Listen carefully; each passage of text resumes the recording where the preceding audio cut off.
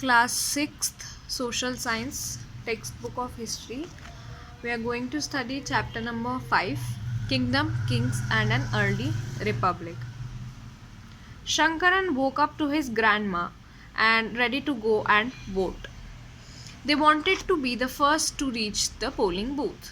Why, Shankaran wanted to know, were they so excited? Somewhat impatiently, his grandfather explained, "We can choose our own rulers today." यानी शंकरन जब सो के उठा तो उसने देखा कि उनके ग्रैंड पेरेंट्स जो थे वो रेडी थे वोट डालने के लिए और वो बहुत एक्साइटेड दिखाई दे रहे थे। तो वो इसकी वजह जानना चाहता था कि इतना एक्साइटमेंट उन्हें क्यों है। तो उनके ग्रैंडफादर ने उसको बताया इम्पेशेंटली कि आज हम अपने खुद के रूलर्स को चूज़ कर सकते हैं, यानी किसे हम अपना रूलर बनाना चाहते हैं, कौन है। How some man became ruler. Choosing leaders or rulers by voting is something that has become common during the last 50 years or so. यानी जो अभी जिस प्रक्रिया से हम वोटिंग करते हैं और लीडर्स चुनते हैं वो लास्ट 50 ईयर्स में आया हुआ है। तो how did man become ruler in the past, यानी पुराने समय में लोग कैसे रूलर्स बना करते होंगे। Some of the rajas were read about it in chapter 4 were probably chosen by the jana, यानी जो हमने कुछ राजाओं के बारे में पढ़ा है वो उनको जन यानी लोग चुनते थे, जनता चुनती थी। But around 3000 years ago we find some changes taking place in the way in which rajas were chosen, यानी 3000 साल पहले या उसके आसपास हमने कुछ चेंजेस देखे। Some men now become recognized as Raja by performing very big sacrifices, यानी कुछ sacrifice कर कर भी ऐसा रहता है कि राजा बन सकते हैं। The Ashwamedh or horse sacrifice were one such ritual. A horse was let loose to wander freely and it was guarded by Raja's man, यानी एक जगह से राजा का आदमी उस घोड़े को लेकर चला जाता था। अगर घोड़ा किसी दूसरे किंगडम में जाता है और वहाँ उसे रोक लेते हैं तो वो युद्ध चाहते हैं, और अगर रोकते नहीं हैं उसे जाने देते हैं तो मतलब वो अपनी हार मान लेते हैं। ये मान लेते हैं कि जिस भी राजा का ये घोड़ा है वो हमसे ज़्यादा ताकतवर है।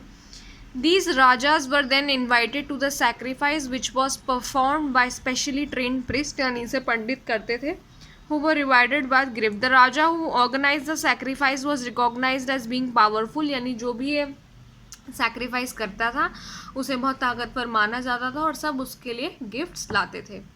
The raja was a central figure in these ritual, यानी राजा सबसे मेन आदमी होता है।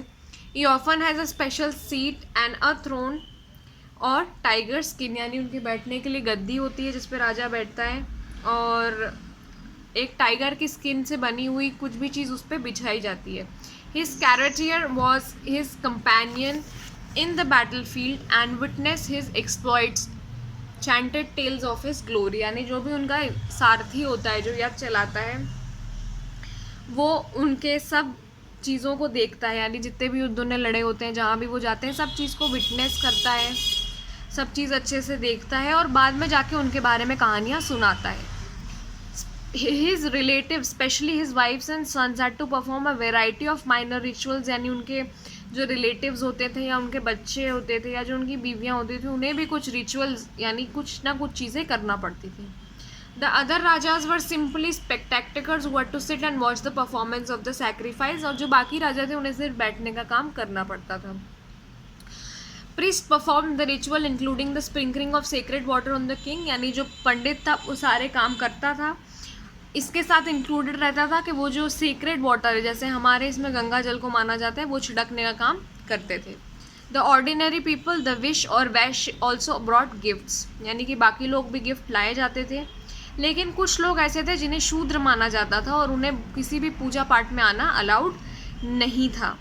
Make a list of all those who will be present at the sacrifice, which are the categories that are described in terms of their occupation, यानी आपको एक list बनानी है कि किस किस को पूजा पाठ और इन सब में आने की मनाही थी और किस किस को आने दिया जाता था, यानी ऑक्यूपेशन के बेसिस पे कितनी कैटेगरीज बताई गई हैं। वर्ण, we have many books that were composed in North India, especially in the area drained by Ganga and Yamuna during this period, यानी बहुत सारी बुक्स हैं इसके ऊपर बनी हुई और specially in the areas drained by Ganga and Yamuna, यानी गंगा और यमुना जहाँ पर बहती हैं उस जगह पर बहुत सारी मिलती हैं। दीज बुक्स व ऑफन कॉल्ड लेटर वैदिक, यानी इन्हें वैदिक भी कहा जाता था क्योंकि ये ऋग्वेद में कंपोज कर दी गई थी जिनके बारे में अपन ऑलरेडी पढ़ चुके हैं। These included Samved, Yajurved and Atharvaved as well as other books. They were compose bye priest यानी पंडितों ने इन्हें बताया था रिचुअल्स कैसे काम करते हैं, और इसमें सोसाइटी यानी हमारे समाज के बारे में कुछ नियम लिखे थे. There were several different groups in the society at this time, यानी बहुत सारे टाइप के ग्रुप्स थे. पंडित, क्षत्रिय, फार्मर्स, हर्डर्स यानी जो भेड़ बकरी चराते थे, traders, craft person, labour, fishing folk और फॉरेस्ट पीपल यानी आदिवासी. कुछ प्रीस्ट और वॉरियर्स अमीर होते थे, कुछ फार्मर्स और ट्रेडर्स भी होते थे, बाकी जो दूसरे लोग थे वो मोस्टली पुअर हुआ करते थे. The priest divided people into 4 groups called वर्ण, यानी उन्हें 4 ग्रुपों में डिवाइड कर दिया गया था जिन्हें वर्ण बोला जाता था. Each varna had different set of function, हर वर्ण का एक अलग फंक्शन होता था. पहला वर्ण ब्राह्मण का होता था. Brahmins were expected to study and teach, Vedas पढ़ाते थे. सैक्रिफाइसेस यानी बलियाँ देने का काम होता था और गिफ्ट्स लेने का. In the second place were the rulers, जिन्हें क्षत्रिय भी बोला जाता था, जो बैटल्स यानी लड़ाइयाँ युद्ध लड़ते थे और लोगों को बचाते थे. थर्ड वर द विश और वैश्य, जिन्हें फार्मर्स माना जाता था या हर्डर्स या traders. Both the Kshatriya and Vysya could perform sacrifices, यानी इन दोनों को पूजा पाठ में बैठना अलाउड था. Last were the Shudras who had to serve the other 3 groups and could not perform any ritual, यानी आखिरी होते थे शूद्र, जिनको बाकी तीनों ग्रुप जो पहले वाले हमने पढ़े उनकी सेवा करना पड़ती थी और कोई भी इन्हें रिचुअल पूजा पाठ या कुछ भी चीज़ इन्हें करना अलाउड नहीं था. Often women were also grouped with the shudras. Both women and shudra were not allowed to study the Ved. और बहुत बार औरतों को भी इसी ग्रुप में डाल दिया जाता था और उन्हें वेद पढ़ने पर मनाही थी, उन्हें वेद नहीं पढ़ने दिया जाता था. The priest also said that these groups were decided on the basis of birth. यानी जो प्रीस्ट थे, जो पंडित थे, वो ये कहते थे कि ये जन्म के आधार पर है. For example, if one's father and mother were Brahmins, one would automatically become a Brahman. यानी अगर किसी के माता पिता ब्राह्मण हैं, वो ब्राह्मण घर में जन्म लेता है तो वो ब्राह्मण ही होगा जन्म से. Later they classified some people as untouchable, और उसके बाद उन्होंने कुछ लोगों को अनटचेबल, जिन्हें छुआ नहीं जाता था. क्राफ्ट पर्सन, हंटर्स, गैदरर्स, इसमें जो लोग बरियल्स करने में हेल्प करते थे, बॉडी गाड़ने में या फिर शमशान में जो बॉडी जलाने में हेल्प करते उनको. The price said that the contact with this group was polluting, यानी पंडित का कहना था कि इनके साथ कॉन्टैक्ट करना पॉल्यूशन के बराबर होता है. Many people did not accept the system of Varn laid down by Brahman. Some king thought that they were superior to the priest, यानी कुछ ब्राह्मण मतलब कुछ लोगों को ये सिस्टम पसंद नहीं आया. राजाओं का मानना था कि वो ब्राह्मणों से भी सुपीरियर है. कुछ को लगा कि बर्थ जो था वो इसका बेसिस नहीं हो सकता है कि लोग किस वर्ण के हैं. Some people felt that there should be no difference among people based on occupation. कुछ लोगों को लगा कि किसी में भी कोई डिफरेंस होना ही नहीं चाहिए. Others felt that everybody should be able to perform rituals. और को लगा कि सबको पूजा करने का अधिकार होना चाहिए. Other condemned the practice of untouchability. Also, there were many areas in the subcontinent, such as Northeast, where social and economic differences were not very sharp and where the influence of the priest was limited. यानी कुछ subcontinent areas ऐसे थे जहाँ पर ज़्यादा लोगों के बीच में भेदभाव नहीं करा जाता था और पंडितों का भी इन्फ्लुएंस लिमिटेड था. तो why did people oppose the system of varna? क्योंकि लोगों को अच्छा नहीं लगता था. कुछ लोग जो नीच जाति के होते थे उन्हें अच्छा नहीं लगता था कि उन्हें कुछ भी नहीं करने दिया जाता है, और कुछ का मानना ये था कि दोनों के बीच में कुछ भी डिफरेंस नहीं होना चाहिए. Janapads.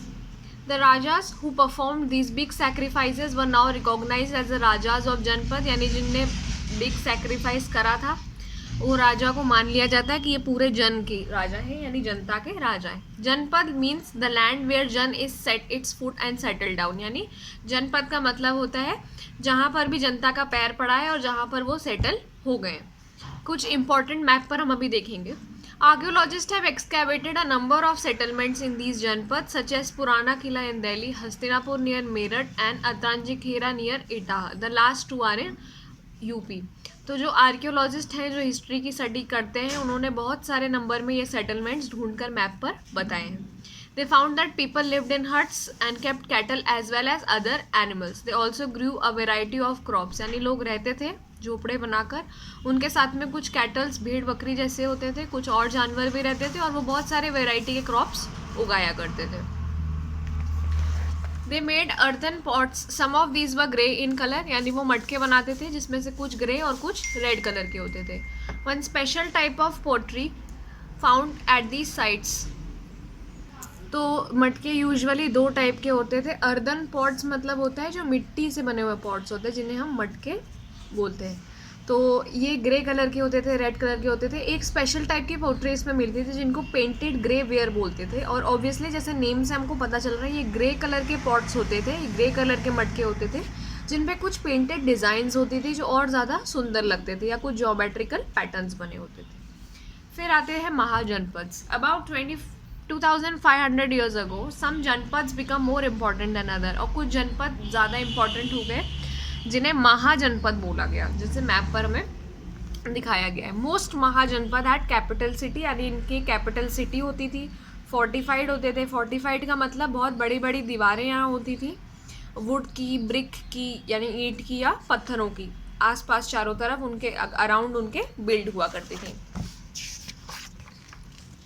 Forts were probably built because people were afraid of attack from other kings and needed protection। यानी महल जैसे क्यों बनाए जाते थे? क्योंकि लोगों को डर रहता था कि कोई और राजा उन पर अटैक ना कर दे, और इसलिए प्रोटेक्शन के लिए बनाए जाते थे।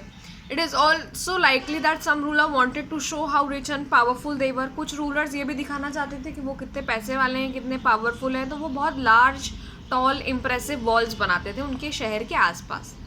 Also, in this way, the land and the people living inside the fortified area could be controlled more easily by the king। और इससे एक चीज़ और होती थी कि एक बाउंड्री बना देने से उसके अंदर के लोगों को किंग बहुत आसानी से कंट्रोल कर सकता था। Building such huge wall required a great deal of planning, यानी इसमें बहुत ज़्यादा प्लानिंग की ज़रूरत होती थी। Thousands, if not lakhs, or bricks or stones had to be prepared। This in turn meant enormous labor, यानी बहुत लेबर लगती थी, बहुत thousands of men लगते थे इसको बनाने में, women and children, and the resources had to be found for all of this। resources जैसे अगर ईंट की बनना है तो इतनी सारी ईंट ढूंढना, पत्थर की है तो पत्थर ढूंढना, ये सब resources लगते थे। The new rajas now began maintaining armies. जो नए राजा है उन्होंने आर्मीज मेंटेन करना शुरू करा। सोल्जर्स व पेड रेगुलर सैलरी। सोल्जर को रेगुलर सैलरी दी गई थ्रू आउट द ईयर। कुछ पेमेंट्स उनको पंच मार्क कॉइन्स के आधार पे दिए गए, जिसके बारे में हम चैप्टर नंबर 8 में पढ़ेंगे। Taxes. As the ruler of mahajanapadas were building huge forts. अब क्योंकि जो रूलर्स थे यहाँ के, जो राजा थे, वो बड़े बड़े किले बना रहे थे, आर्मी मेंटेन कर रहे थे, तो उनको ज़्यादा रिसोर्सेज की ज़रूरत लगी। और उन्हें ज़रूरत लगी फिर ऐसे अफसरों की जो इनको कलेक्ट करते। तो instead of depending on occasional gifts brought by people as in the case of raja of janapada, they started collecting regular taxes. तो अब इन्होंने क्या शुरुआत करी, क्योंकि जो फोर्ट्स बनते थे, किले, वो भी लोगों की सेफ्टी के लिए ही होते थे, आर्मीज़ भी सेफ्टी के लिए थी, तो इन्होंने रेगुलर बेसिस पर टैक्स लेना शुरू कर दिया। अब कैसे लेते थे? Taxes on crop were the most important. Crop पर टैक्स लगाया जाता था क्योंकि ज़्यादातर लोग फार्मर ही थे। 1/6 ऑफ द प्रोड्यूस लिया जाता था, और इसको भाग बोला जाता था या शेयर बोला जाता है, यानी इतने में से इतना भाग टैक्स में चला जाता है। There were taxes on craft person, जो किसी भी फॉर्म ऑफ लेबर पे लग सकता है। फॉर एग्जाम्पल, अ वीवर और a smith may have to work for a day every month for a king. यानी कैसे लगा सकते हैं, जैसे कोई वीवर है या कपड़े बुनने वाला, कुछ भी है, कोई भी टाइप का लेबर है, तो उसे एक दिन राजा के लिए काम करना पड़ता था। हर्डर्स को भी टैक्स पे करना पड़ता था, जो भी उनका एनिमल प्रोड्यूस होता था उस फॉर्म में, जैसे कोई गाय वाला है तो दूध के फॉर्म में दे, किसी भी फॉर्म में दे, पर दे। There are also taxes on goods that were brought and sold, यानी ऐसे टैक्स भी लगाए जाते थे जो खरीदे या बेचे जाते थे ट्रेड के थ्रू, यानी बाहर से लाए जाते थे या यहाँ से बाहर भेजे जाते थे। हंटर्स और गैदरर्स जो थे, जो ऐसे हंटिंग करा करते थे फॉरेस्ट में जाके, या कुछ चीज़ें गैदर करा करते थे, तो उनको जो भी फॉरेस्ट में से मिलता था उसका कुछ पार्ट उन्हें राजा को देना पड़ता था। Changes in agriculture. There were 2 major changes in the agriculture around this time, यानी 2 मेन चेंजेस हुए थे जो खेती में हुए थे। वो क्या क्या थे? One was growing use of iron ploughshares. This meant that heavy clayey soil could be turned over better than the wooden ploughshare, यानी जो एक तरीके से जो मशीन टाइप का होता है, तो पहले ये लोग वुडन यूज़ करते थे और उसकी जगह फिर इन्हें आयरन का यूज़ करना चालू करा, जिससे ज़्यादा ग्रेन उगाया जा सकता था। Second, people began transplanting paddy. This meant that instead of scattering seed on the ground from which plants would sprout, sapling were grown and then planted in the fields। यानी कि ऐसे बीज ऐसे फेंकने की जगह वो पहले छोटा सा पौधा उगाते थे और उस छोटे से पौधे को वो खेत में जाके प्लांट कर देते थे। इससे प्रोडक्शन बढ़ जाता था और ज़्यादा से ज़्यादा प्लांट सर्वाइव करते थे। However, it was back breaking work, generally slave men and women, यानी दास और दासी रखे जाते थे इस काम के लिए, और जो भी ऐसे लेबर होते थे जिनके पास कहीं पर भी काम करने के लिए नहीं होता था, वो इस काम को करा करते थे। अ क्लोजर लुक मगध। मैप 4 पर मगध मिल जाएगा। मगध सबसे इम्पॉर्टेंट महाजनपद था 2000 साल पहले, 200 साल पहले। बहुत सारी नदियाँ वहाँ पर बहती थी, Ganga and Son flow to the Magadh. This was important क्यों? ट्रांसपोर्टेशन के लिए, वाटर सप्लाई के लिए और लैंड फर्टाइल करने के लिए, यानी जो ज़मीन थी उसको उपजाऊ बनाने के लिए। Parts of Magadh were forested, यानी वहाँ जंगल जैसा उगा दिया गया। Elephants which lived in the forest could be captured and train for the army, जो वहाँ जो हाथी थे उन्हें पकड़कर आर्मी के लिए ट्रेन कर लिया जाता था। Forest also provided would for building houses, यानी घर बनाने के लिए, या जो इनके रथ बनाए जाते थे उसके लिए वो उनको यूज़ कर लेते थे। Besides, there were iron ore mines in the region that could be tapped to make strong tools and weapons. तो आयरन का यूज़ जो था वो अपने शस्त्र बनाने के लिए यूज़ करते थे।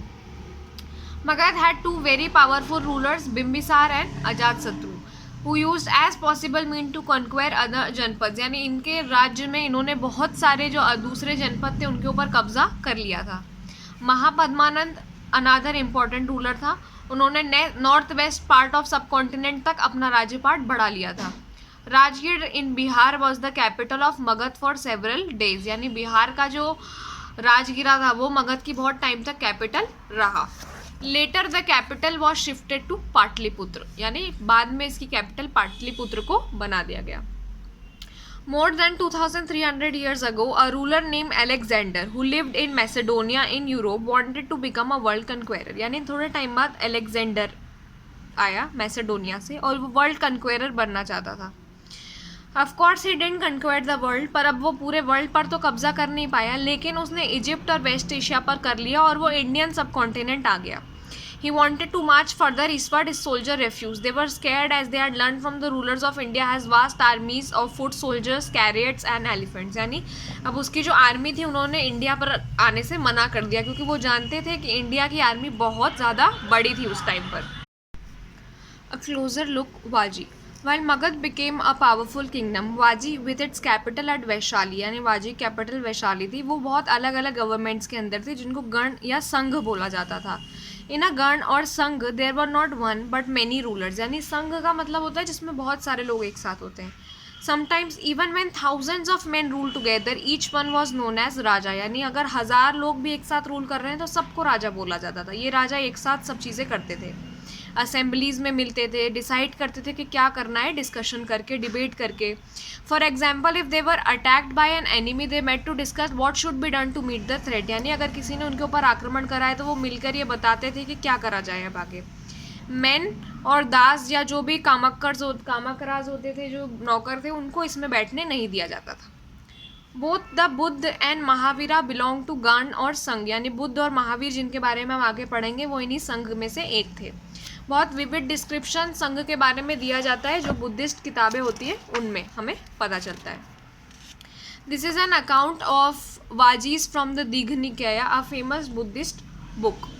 तो ये एक फेमस बुद्धिस्ट बुक थी जिसमें बहुत सारी स्पीचेस लिखी हुई हैं बुद्ध की, और ये लगभग 2300 साल पहले की हैं। Ajatasattu wanted to attack Vajis. He sent his minister named Vasakra to the Buddha to get his advice on the matter. तो बुद्ध से उन्होंने विचार विमर्श करा कि क्या करा जाए। तो बुद्ध ने पूछा कि वाजिस असेंबलीज में मिलते हैं या नहीं। He replied that the Vadis would continue to prosper as long as they held full and frequent public assembly, यानी जब तक पब्लिक असेंबलीज होती रहेंगी, सब साथ में काम करते रहेंगे, रूल्स बनाते रहेंगे, रिस्पेक्ट करेंगे अपने से बड़ों की, उनकी बात सुनेंगे और सपोर्ट करेंगे, और जब तक वुमेन्स को कैप्चर या किसी भी तरीके का फोर्स नहीं करा जाएगा, और जो लोकल वहाँ के लोग थे वो दोनों टाउन्स और विलेजेस का ध्यान रखेंगे, और जो समझदार सेंट यानी संत थे वो अलग अलग बिलीव्स को मानकर सबकी रिस्पेक्ट करेंगे और कंट्री को फ्रीली चलने देंगे, तब तक बाजी का रूल अच्छे से चलता रहेगा। Rajas of the powerful kingdom try to conquer the sangha, इन्होंने संघ पर भी कैप्चर करने की कोशिश करी, लेकिन संघ बहुत टाइम तक फिर भी चलता रहा, और आखिरी जो संघ था उसको गुप्ता रूलर ने पकड़ लिया था, और जिसके बारे में हम चैप्टर नंबर 10 में पढ़ेंगे।